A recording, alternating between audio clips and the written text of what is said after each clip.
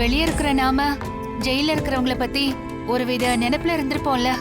ஆனா உள்ள வந்து பார்க்கும்போது சில பெண்கள் ரொம்ப அப்பாவியா இருக்காங்க.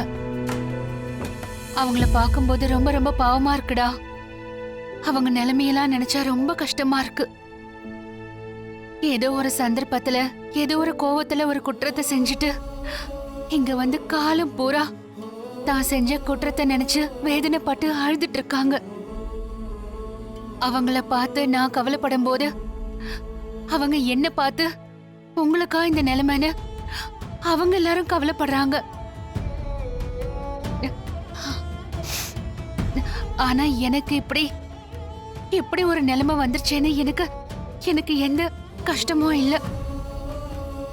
ஏய், என்ன நினைச்சு நீங்க கவலைப்படாம இருந்தா எனக்கு அதுவே போதும்டா. உங்களை நினைச்சு நாங்கெல்லாம் கவலைப்பட்டுக்கிட்டு இருக்கோம்.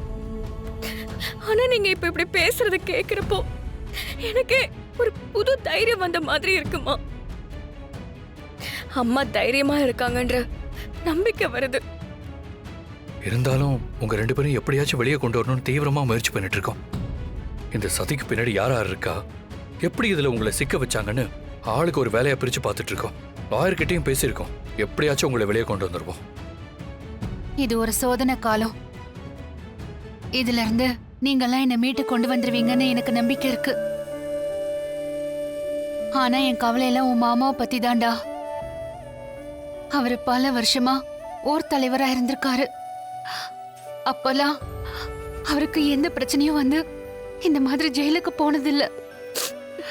ஆனா நான் பதவிக்கு வந்த கொஞ்ச நாள்லயே எனக்கு மட்டும் இல்லாம அவருக்கும் இந்த மாதிரி நிலைமை வந்துருச்சேன்னு தான் எனக்கு ரொம்ப கவலையா இருக்குடா. சரி, நீங்க போய் அப்பாவை பார்த்து முதல்ல ஆறுதல் சொல்லுங்க. என்ன நினைச்சு அவரை கவலைப்பட வேண்டாம்னு சொல்லுங்க. நிச்சயமா எல்லாத்துக்கும் நல்ல தீர்வு கிடைக்கும்னு ஆறுதல் சொல்லுங்க. சரிம்மா, நாங்க உன்னை பார்த்ததுக்கு அப்புறமா அப்பாவை பார்க்கலான்னு வந்தோம். உனக்கு சாப்பாடு கொண்டு வந்திருக்கோம். தனா, நாளைக்கு வரும்போது நிறைய சாப்பாடு கொண்டு வாங்க. ஏன்னா இங்க இருக்கிற கைதி பெண்களுக்கும் நாளைக்கு சாப்பாடு கொடுப்போம். என்ன அப்படி பாக்குற? இல்லம்மா, நீ இப்படி கேப்பேன்னுதான் பாட்டி நிறைய சாப்பாடு வச்சு கொடுத்து விட்டுருக்காங்க. நான் உள்ள ஜெயிலர் கிட்ட இத கொடுத்துட்டு போயிடுறேன். சரி சரி அத்தை, நாங்க வரோம். நாங்க வரோம். சரி தனா.